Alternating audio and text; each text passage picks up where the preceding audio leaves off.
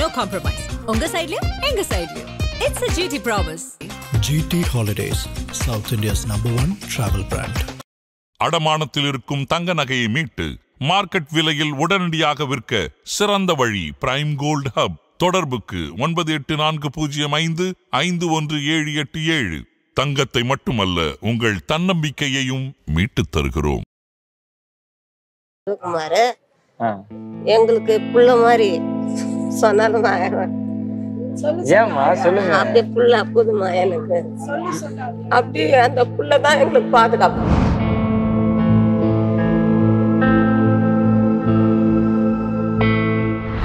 இதை புடிமா அப்படியே கொடுத்துருவாரு. இவ்வளவு பொருள் இந்த பொண்ணுகிட்ட கொடுக்குறோமே அப்படிலாம் நினைக்க மாட்டாரு. நம்ம பொண்ணு நம்ம ஊர் பொண்ணு அப்படின்னு கொடுத்துருவாரு. குளிச்சு முடிச்சிட்டாருன்னா முதல்ல அந்த பொருள் குத்த பொருளை கேட்க மாட்டாரு. டவுல் எத்தனாப்பா குண்டு எத்தனாப்பா அப்படின்னுவாரு. அது எப்படி அது எல்லாருக்கிட்டையும் கிடைக்காது. அது குச்சிட்டு போற வரைக்கும் வெளியே வராதீங்க. அப்புறம் குச்சிட்டு கதை கட்டி குச்சிட்டுமா நான் கிளம்புறேமா சொல்லிட்டு போய்க்கணும். இங்கதான் யாருக்கும் எந்த தொந்தரவும் இல்லாது.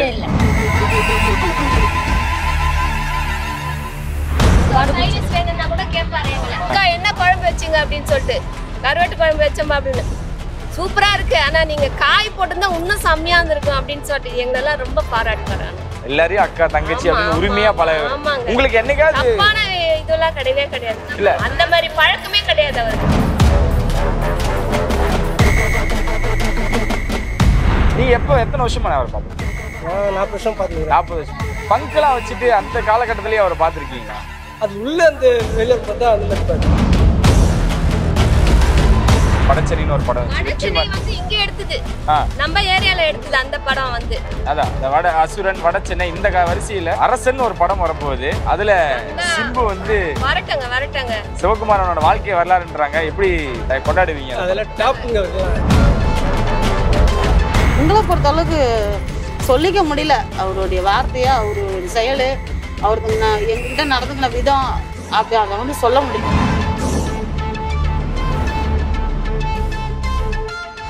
ஆதநேயர்களுக்கு பெரிய வணக்கம். இன்னைக்கு நம்ம மயிலாப்பூர்ல தான் இருக்கோம். மயிலாப்பூர் சிவகுமார், மயிலை சிவகுமார் அப்படின்னா இன்றைய காலகட்டத்தில் தெரியாத ஆட்களே இல்லை அப்படின்னு தான் எடுத்துக்கணும்.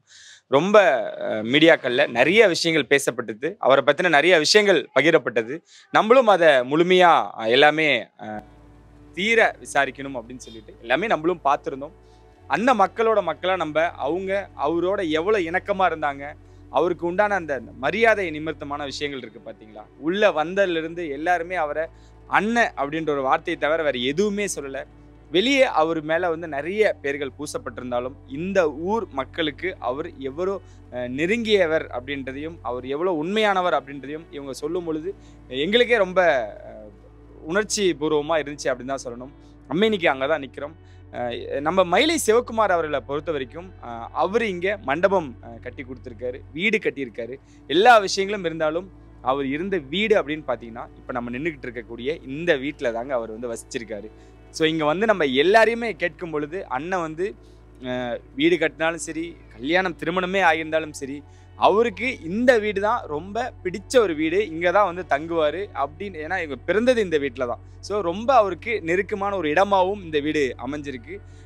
அவர் பேரை சொல்லுதுமே வந்து அவர் ரொம்ப பயங்கரமாக வாழ்ந்திருப்பார், பெரிய வீட்டில் இருந்திருப்பார் அப்படின்ற ஒரு எண்ணம் இருந்திருக்கு இல்லைங்க. இங்கே வந்து பார்த்ததுமே எங்களுக்கே ரொம்ப அதான் சொல்கிறேன், ரொம்ப யதார்த்தமாக வாழ்ந்திருக்காரு அப்படின்னு தான் நம்ம சொல்லணும். ஸோ அந்த வீட்டில் தான் இப்போ நம்ம இருக்கோம். இப்போது சிவகுமார் அண்ணன் இருந்த வீட்டுக்குள்ளார இப்போ நம்ம உள்ளே போகிறோம். என்னென்ன விஷயங்கள் இருந்துச்சு அந்த புகைப்படம்லேருந்து எல்லாமே உங்களுக்கு நம்ம ஒவ்வொன்றா உங்களுக்கு நாங்கள் காட்ட போகிறோம். உள்ளே போகலாம்.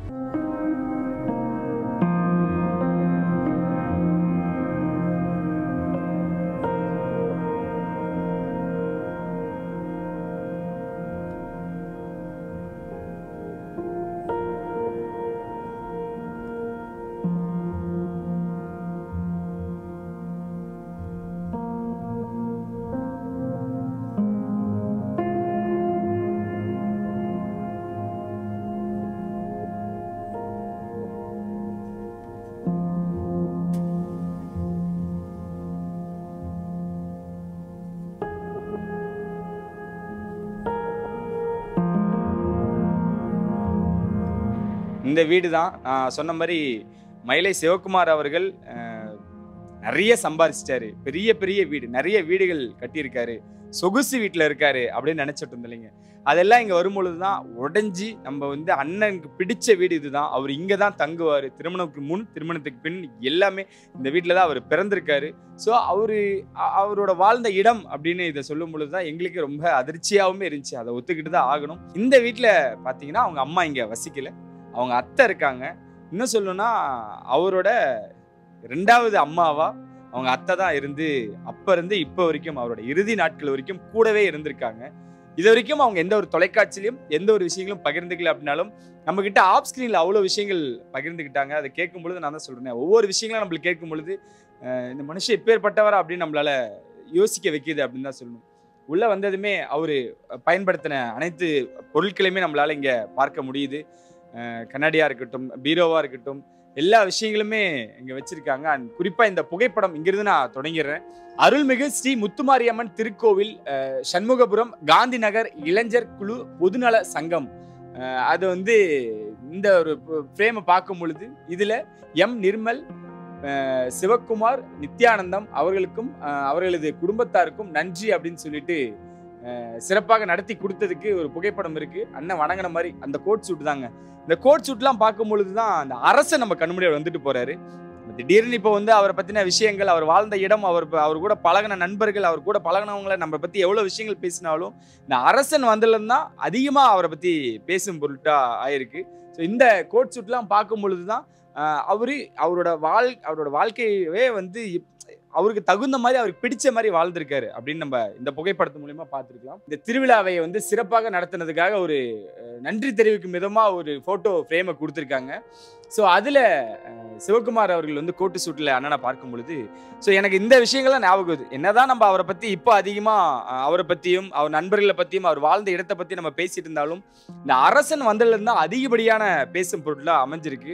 இந்த கோட் சூட்டை பார்க்கும்பொழுது அந்த படத்தில் ஒருவேளை அந்த படம் இவரோட முழு கதையாக இருந்தது அப்படின்னா அவர் இன்னும் பல பரிமாணங்களில் நம்ம பார்க்கலாம் அப்படின்றதுக்கு ஒரு எடுத்துக்காட்டா இந்த ஒரு ஃபோட்டோ ஃப்ரேம் அமையும்னு நினைக்கிறேன். பக்கத்தில் வந்து பார்த்தீங்க அப்படின்னா இன்னும் எப்படி சொல்றது, இன்னும் போல்டா அவர் இருக்கக்கூடிய புகைப்படமும் ஒன்று இருக்கு. ஸோ இதெல்லாம் தான் அவரோட புகைப்பட கலெக்ஷன் நினைக்கிறேன். எனக்கு ரொம்ப ஆச்சரியமா இருந்தது வந்து தமிழ்நாடு பாக்ஸிங் அசோசியேஷன்ல இருந்து அவருக்கு ஸ்பெஷல் கெஸ்ட் உண்டான ஒரு அங்கீகாரத்தை கொடுத்துருக்காங்க. டிசம்பர் 2017 வந்து அந்த டோர்னமெண்ட்டுக்கு ஸ்பெஷல் கெஸ்டா வந்து மயிலை சிவகுமார் அவர்கள் அங்கே போயிருக்கிறதுக்கும் அதுக்குண்டான விஷயங்களும் இங்கே பார்க்க முடியுது. ஸோ இதெல்லாம் தான் பார்க்கும் பொழுது அவர் எதுலெல்லாம் ஆர்வம் வச்சிருக்காங்க, எதுலெல்லாம் ஆர்வம் காட்டியிருக்கான்றது நம்மளுக்கு அதிகப்படியாக நம்மளுக்கு யோசிக்கவும் முடியுதுன்னு நினைக்கிறேன். அவர்கள் இளம் வயதில் இருக்கக்கூடிய புகைப்படம் இதையும் நீங்கள் பல இடங்களில் பார்த்துருக்கலாம். நேரடியாக பார்க்கும் பொழுது தான் ஒருவேளை நம்ம அவர் இருக்கும் பொழுது இதெல்லாம் வந்து நிறைய விஷயங்கள் பேசியிருக்கலாமோ அப்படின்னா. ஸோ இந்த வயதில் இருக்கும்போது அவரோட லட்சியங்கள் அப்படின்ற ஒரு விஷயங்கள் இருக்கும்ல, இந்த புகைப்படங்களாக இருக்கட்டும். ஸோ ஒவ்வொரு புகைப்படங்களாக பார்க்கும் பொழுது இதில் வந்து அவங்களோட தம்பி பசங்களோட இருக்கக்கூடிய புகைப்படம், அதுவுமே வந்து பிளாக் டைமண்ட் ஃபேமிலி பை அப்படின்னு போட்டிருக்கக்கூடிய வாசகம் பொறுத்தின ஒரு புகைப்படம் இருக்கு. ஸோ இதுலையுமே இது அவர் தான் எனக்கு தெரிஞ்சு வழங்கியிருக்காருன்னு நினைக்கிறேன். நான் பொல்லாதவன், பொய் சொல்லாதவன், என் நெஞ்சத்தில் வஞ்சங்கள் இல்லாதவன், வீண் வன்புக்கும் சண்டைக்கும் செல்லாதவன், கை கட்டி வாய் மூடி யார் முன்னும் நான் நின்று ஆதாயம் தேடாதவன், அந்த ஆகாயம் போல் வாழ்பவன் அப்படின்னு சொல்லிட்டு பை பிளாக் டைமண்ட் ஃபேமிலி அப்படின்னு அண்ணன் குழந்தையோடு இருக்கக்கூடிய அந்த ஒரு புகைப்படமும் இங்கே இருக்குது. அதான் அவருக்கு பிடிச்ச மாதிரியான ஒரு வாழ்க்கை ராஜா மாதிரி வளர்ந்துருக்காருங்க. அதை தான் இந்த பதிவு பண்ணுதுன்னு நினைக்கிறேன். ஸோ அம்மாட்ட பேசும்பொழுது நிறைய விஷயங்கள் பகிர்ந்துக்கிட்டாங்க. இங்கே தான் அவங்க நண்பர்கள், அவர் தேடி வரவங்க யாராக இருந்தாலுமே அவர் வந்து பேசக்கூடிய விஷயங்களாக இருக்கட்டும், அவர் பகிர்ந்துக்கூடிய விஷயங்களாக இருக்கட்டும், நேரத்தை செலவழிக்கிறது வந்து அதிகப்படியாக இங்கே தான் அப்படின்றத நம்மளால் கேட்க முடியுது. நிறைய விஷயங்கள் பார்க்கவும் முடியுது அப்படின்னு தான் நம்ம எடுத்துக்கணும். ஸோ இன்னும் இந்த இடத்துல பார்த்தீங்கன்னா சின்னதாக ஒரு கிச்சன், அவர் இங்கே ஓய்வு எடுக்கக்கூடிய இடம், அவ்வளோதான் இந்த வீடு. இந்த வீட்டில் எப்படா அப்படின்றதான் நம்மளுக்கு கேள்விகள் வந்துக்கிட்டே இருக்குது. ஸோ இங்கே வந்து பார்த்தீங்கன்னா அவரோட புகைப்படம் நீங்கள் வீடியோவில் தொடர்ச்சியாக முன்னாடியே பார்த்துருப்பீங்க. இங்கே அவரோட புகைப்படத்தை வச்சுருக்காங்க. இங்கே மாலைகள்லாம் அணிவிச்சு இதுலேயும் பார்க்கும் பொழுது இந்த ஃபோட்டோஸ் தான் அதிகப்படியான இடங்களில் பகிரப்பட்டிருக்கு. ஸோ மயிலை சிவகுமார் அவர்கள் பற்றி நம்ம எவ்வளோ விஷயங்கள் பேசினாலும் இங்கே தான் வாழ்ந்தாரா அப்படின்றத கேட்கும் பொழுதும் நினைக்கும் பொழுதுமே பெரிய ஒரு நம்மளுக்குள்ளேயே நிறைய விஷயங்கள் தோணிகிட்டே இருக்கு, கேள்வியில எழுந்துகிட்டு இருக்கு. ஸோ இதுதான் அவரோட வாழ்ந்த வீடு அப்படின்றதான் நம்மளுக்கு ரொம்ப ஆச்சரியமா இருக்கு. இங்கே கூட இருக்கக்கூடிய பக்கத்துல வசிக்கக்கூடிய மக்கள்கிட்டையும் கேட்டு நிறைய விஷயங்கள் தெரிஞ்சுக்க போறோம். இங்க குளிப்பாரு. அப்படி இல்லைன்னா நாங்க சும்மா நம்ம எங்களை பொறுத்த அளவுக்கு அவர் பெரிய விஐபி எல்லாம் ஒண்ணும் இல்ல, பெரிய எல்லாம் ஒண்ணும் இல்ல. இந்த அவங்க குளிக்கிறது அவ்வளவுதான். சுகம் எந்த பொருளா இருந்தாலும் கொடுத்துருவாரு. அவங்க என்ன நகை போட்டதாலும் என்ன பணம் வச்சிருந்தாலும் அப்படியே கொஞ்சம் வாமா இதை புடிமா அப்படியே கொடுத்துருவாரு. அதை வாங்கி வச்சுக்கிட்டு தான் நம்ம என்ன சொல்றது, இவ்வளவு பொருள் இந்த பொண்ணுகிட்ட கொடுக்குறோமே அப்படிலாம் நினைக்க மாட்டாரு. நம்ம பொண்ணு நம்ம ஊர் பொண்ணு அப்படின்னு கொடுத்துருவாரு. நானும் அவர் வாங்கி வச்சுக்கணும் அப்படியே நிக்க வேண்டியதானா. குளிச்சு முடிச்சிட்டாருன்னா முதல்ல அந்த பொருள் குத்த பொருளை கேட்க மாட்டாரு. டவுல் எத்தனாப்பா, துண்டு எத்தனாப்பா அப்படின்னுவாரு. அது எப்படி அது எல்லாருக்கிட்டையும் கிடைக்காது. அது இந்த பொருளை குத்தா என்ன பண்ணுவாங்க, ஏதாவது ஒன்று எடுத்து வச்சுக்கணும்னு பார்ப்பாங்க. ஆனா அவரை பொறுத்த அளவுக்கு அப்படி இல்லை. எங்களை பொறுத்த அளவுக்கு சொல்லிக்க முடியல. அவருடைய வார்த்தையா, அவருடைய செயலு, அவருக்கு எங்ககிட்ட நடந்துக்கின விதம் அப்படி அதை வந்து சொல்ல முடியல எங்களால. நல்ல ஒரு மனுஷன், நல்ல ஒரு குடும்பத்துல இருக்கிறவர் நாங்க இழந்துட்டோம். அதான் என்னால சொல்ல முடியும். ஸோ நம்ம அவரோட வீட்டை ஃபுல்லாக பார்த்துருந்தோம். அவர் இருக்கக்கூடிய இடமா இருக்கட்டும், பக்கத்தில் இருக்கவங்க கூட எப்படி அவர் பேசியிருக்காரு பழகிருக்காருன்ற ஒரு விஷயம் தான். இதே வீட்டில் தான் வந்து தனுஷ் அவர்களும் ஆண்ட்ரியா அவர்களும் வடசென்னை படப்பிடிப்பப்போ அவர்கிட்ட நிறைய விஷயங்கள் பேசியிருக்காங்க, அவர்கிட்ட நிறைய விஷயங்கள் பகிர்ந்திருக்காங்க, இங்கே வந்தும் பார்த்துருக்காங்க. அப்படின்றதெல்லாம் எவ்வளோ பெரிய விஷயமா நம்மளால பார்க்கப்படுது பார்த்தீங்களா.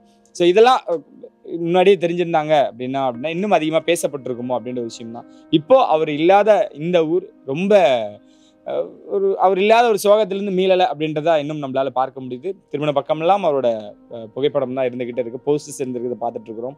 தொடர்ச்சியா நிறைய விஷயங்கள் பேசுவோம். சிவகுமார் எங்களுக்கு புள்ள மாதிரி சொன்னாலும் ஏமா சொல்லுங்க. அப்படி புள்ள போதுமா எனக்கு.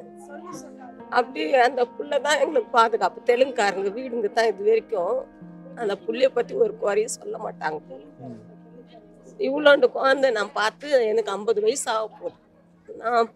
நான் போய் கல்யாணம் பண்ணி போயிட்டு அந்த குழந்தைய பார்த்து சின்ன பசங்க நான் வந்து அது வரைக்கும் பார்த்துன்னு இருக்கிறேன். எந்த தப்பும் பண்ணது கிடையாது இந்த ஊர்ல மாத்திரம். அவ்வளோ அன்பா தெலுங்குக்காரங்களுக்கு பாடுபடும். எதுவுமே இல்லை, நின்று வர விருந்தாளிங்களை பார்த்துன்னு சொல்லி அனுப்போம். தெலுங்குக்கார வீடா போங்க, அங்க யாரும் போகக்கூடாது, எந்த பசங்களும் செய்யக்கூடாது, இதுதான் பத்தி சொல்லுவான் பசங்களுக்கு. அதை நினைச்சாதான் எங்களுக்கு அழகா வருது. அவன் இருக்கிற மாதிரி தான் இருக்குது. பேரை கேட்டுதும் எங்களுக்கு அழகா வருது.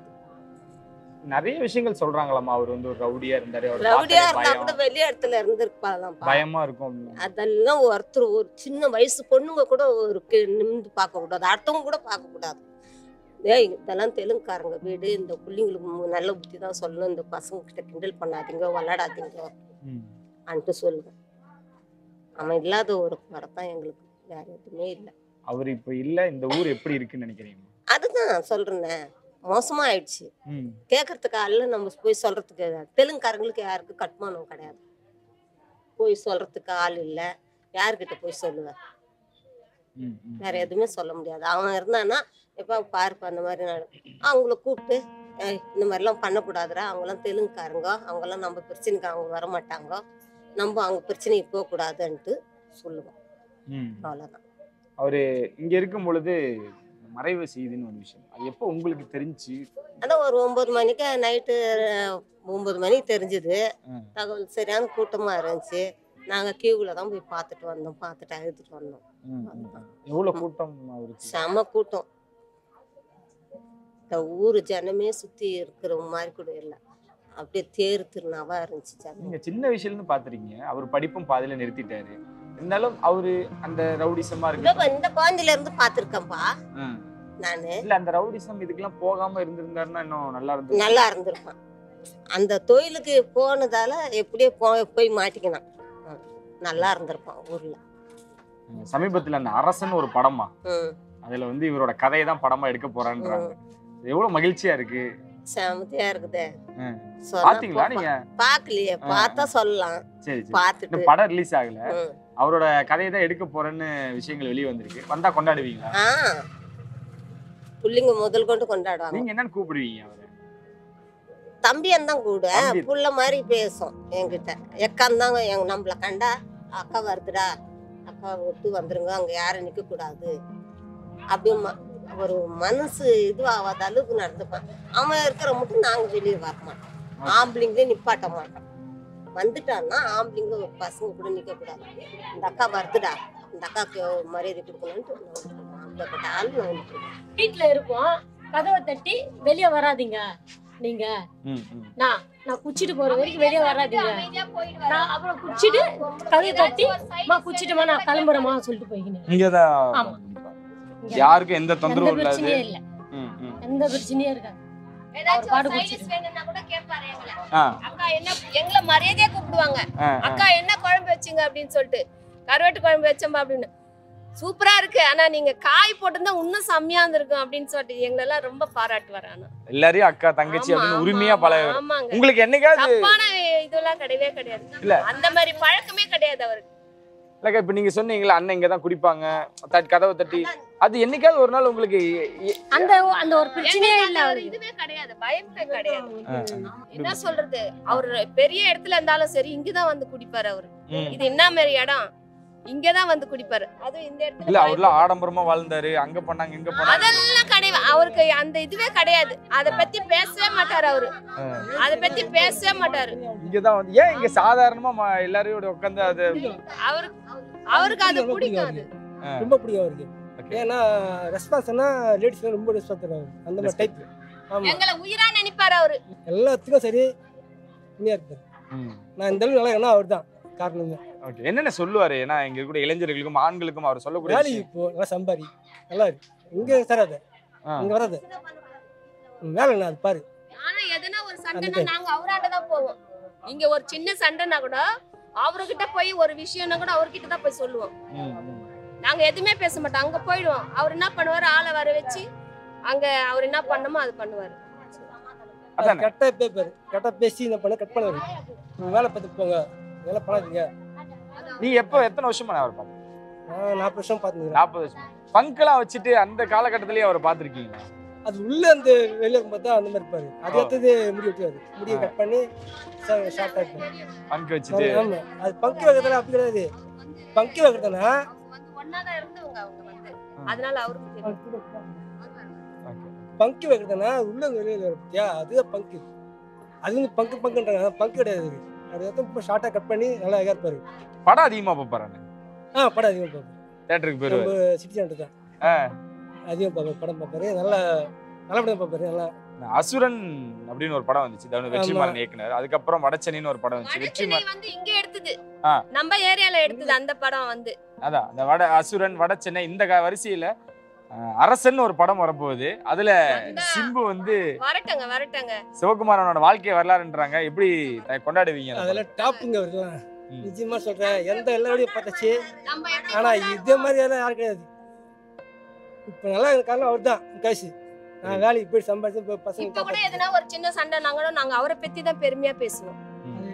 வேற அவரை பத்தி தான் நாங்க இன்னமும் பெருமையா பேசுவோம். கண்டி ஒரு குறைய சொல்ல மாட்டோம் அவரை பத்தி. நாங்க இது வரைக்கும் நாங்க குறை சொன்னதே கிடையாது.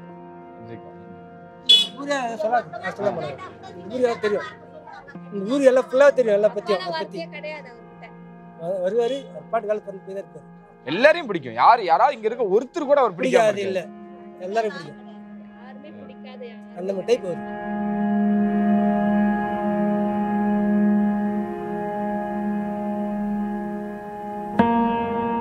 ஸோ மயிலை சிவகுமார் அவர்களோட ஏரியாவில் தான் நம்ம இருந்துக்கிட்டு இருக்கோம். அவரோட வீட்டை பார்த்தோம். அவரு கட்டின வீடு, அவர் வாழ்ந்த வீடு, திருமணத்துக்கு பிறகு அப்படின்னா இந்த ஒரு வீட்டில் தான் அவர் வாழ்ந்திருக்காரு. ஸோ நம்ம இப்போ இருக்கக்கூடிய இந்த பில்டிங் தான் வந்து மயிலை சிவகுமார் அவர்கள் ஆசாசியாக கட்டின வீடும் அவரோட மனைவி இருந்த வீடுமே இதுதான். நம்ம வரும்பொழுது கூட என்னடா இவ்வளோ நெருக்கடியில் இருக்கே எப்படி அவர் அப்படின்ற விஷயங்கள் பார்க்கும் பொழுது, அவர் இந்த வீட்லேயே இவ்வளோ பெரிய வீடு கட்டியிருந்தாலுமே கூட அந்த ஓடு வீடு தாங்க இவருக்கு வந்து ரொம்ப விருப்பப்பட்ட ஒரு வீடாகவே இருந்திருக்கு. இதை தாண்டி அவர் அங்கே தான் வசிச்சிருக்காரு. ஏன்னா இங்கே அவங்க மனைவியோடு இருந்தாலுமே கூட காலையில் வரதா இருக்கட்டும், காலை மாலை பொறுத்த வரைக்கும் எல்லா நேரத்துலையும் நண்பர்களை சந்திக்கிறதா இருக்கட்டும், எல்லா விஷயங்களும் அந்த ஓடு வீடு தான் கிட்டத்தட்ட ஒரு ராசியான வீடாகவே அது அங்கே பார்க்கப்பட்டிருக்கு. அங்கே தான் அதிக நேரத்தை கழிச்சிருக்காரு. அங்கே இருக்கக்கூடிய மக்களோட அதிகமாக பழகியிருக்காரு அப்படின்னே சொல்லலாம். ஸோ இந்த ஒரு ஏரியா இப்போ ரொம்ப அமைதியாகவே இருக்குது. அவர் வாழ்ந்த இடம், ஒருவேளை அவர் இங்கே இருந்தாருன்னா இந்நேரம் ரொம்ப கலகலப்பாக இருந்திருக்கும் அப்படின்றதுமே சொல்கிறாங்க. வடசென்னை படப்பிடிப்பப்போ வெற்றிமாறன் அவர்களாக இருக்கட்டும், தனுஷ், ஆண்ட்ரியா, இந்த மாதிரியான நடிகர் நடிகைகளாக இருக்கட்டும், இவர் மேலே ரொம்ப அன்புமிகு பாசத்தை வச்சுருக்காங்க. நிறைய விஷயங்கள் பகிர்ந்திருக்காங்க. இங்கே இருக்கிறவங்க கூட எல்லாத்திலையுமே ஒரு அண்ணனா, ஒரு தம்பியா, வீட்டில் ஒருத்தனா, ரியல் ராஜாவா, ஒரு அரசனா வாழ்ந்திருக்காரு அப்படின்னா கண்டிப்பாக அவர் தான் அப்படின்னே கூட நம்ம எடுத்துக்கலாம். அவர் விருப்பப்பட்டு கட்டினது, ஆசையாக கட்டினது நிறைய விஷயங்கள். அதில் ஒன்று வந்து மண்டபம். இங்கே இருக்கக்கூடிய மக்கள் எங்கேயுமே போய் யார்கிட்டையுமே நிற்கக்கூடாது, கஷ்டப்படக்கூடாது, அதிகமான ஒரு தொகை கேட்குறாங்க அப்படின்றதுக்காகவே இவர் எல்லாருக்குமே ரொம்ப எளிமையாக இருக்கணும். அவங்களுக்கு வந்து அவங்க வெளியே போய் அவங்க சிரமத்துக்கு மேற்கொள்ளக்கூடாது அப்படின்றதுக்காக இங்கே ஒரு மண்டபம் ஒன்று அமைச்சிருக்காரு. இப்போது அதை நிறைய விஷயங்கள் பேசுகிறாங்க. கோவில் கட்டுப்பாட்டில் இருக்குது அப்படின்னு நிறைய விஷயங்கள் சொல்லப்படுது. இந்த வீடுமே அதுதான், அவரோட ஆசையாக கட்டின வீடுமே கொண்டு இந்த இடத்துல அமையப்பட்டிருக்கு அப்படின்னே சொல்லலாம்.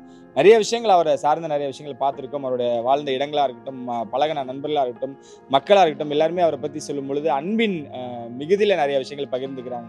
இதெல்லாம் பார்க்கும் பொழுது ரொம்ப மகிழ்ச்சியாகவுமே இருக்குது. ஸோ இது மாதிரி நிறைய விஷயங்கள் உங்களுக்கு அடுத்தடுத்த நிறைய வீடியோக்கள் கொடுக்க நாங்கள் தயாராக இருக்கோம். தொடர்ந்து ஃபாலோ பண்ணிட்டே இருங்க. நன்றி, வணக்கம்.